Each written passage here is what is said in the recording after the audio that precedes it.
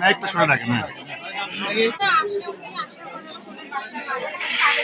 সেলাই দিতে বলা হয়, বলে যে হচ্ছে বাচ্চার বাবা তারপর সেলাই, তারপর উনি আসে, ওনার সেলাই ছিলেন না, বলে যে হচ্ছে এখানে সেলাই দিলে না হবে, আমরা সেলাই দিব। তারপর ওনাকে হচ্ছে ওখানকার ওয়ার্ড আমরা নিয়ে যাই সেলাই স্যারকে দেখানোর জন্য, বলে যে স্যার আমরা হচ্ছে না হবে না, তখন স্যার বলে যেখানে সেলাই দেন তা হবে, মানে তার থাকবে। তখন বলে যে আমরা কর্তৃক সেলাই দেবো। বলছে আপনি কি কর্তৃক সেলাই সম্পর্কে জানেন? তখন বলেছে তুমি কেন এভাবে বলবো, আমি জানি না, জানো তুমি। তখন স্যার বলে আপনি আমার তুমি কেন বললেন? তারপর এভাবে এখন পদ্ধতি পর এক পর্যায়ে আপন কিভাবে স্যারের গায়ে হাত দিলেন, তখন শোনার পরে তখন অনেকজন আমাদের ওখানে কাজ ছিল, অনেকজন থাকে হচ্ছে ওনাকে শান্ত করার চেষ্টা করে, কিন্তু উনি শান্ত হয় না। তারপরে তারপরে স্যারের গায়ে হাত দিলে ওনার স্যারের হচ্ছে কান দিয়ে রক্ত বের হয়।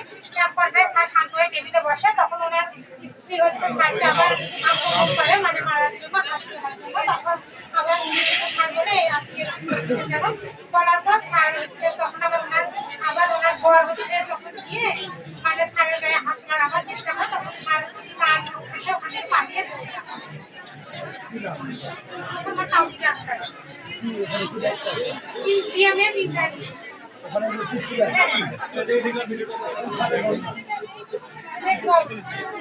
আমি বুঝলাম আমাদের স্যারকে মারলো কেন?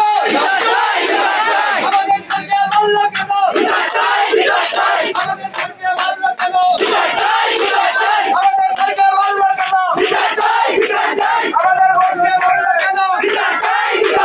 আমাদের বোনকে মারলো কেন? আমাদের স্যারকে মারলো কেন? আমাদের স্যারকে মারলো কেন? আমাদের বোনকে মারলো কেন?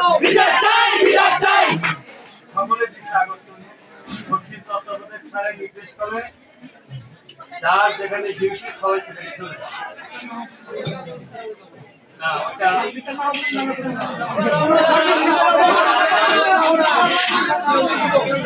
স্যার আইনগত ব্যবস্থা নিচ্ছে।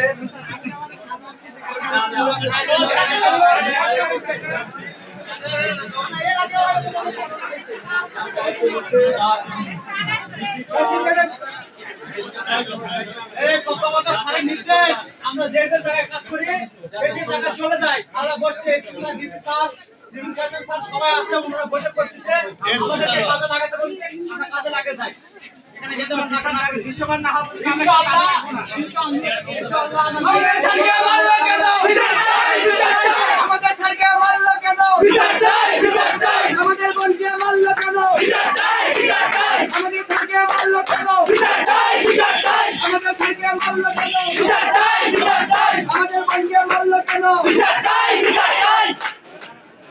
সকলের দৃষ্টি আকর্ষণ করছি তত্ত্বাবধায়ক স্যারের নির্দেশ ক্রমে যার যেখানে যেখানে ডিউটি সবাই চলে যান।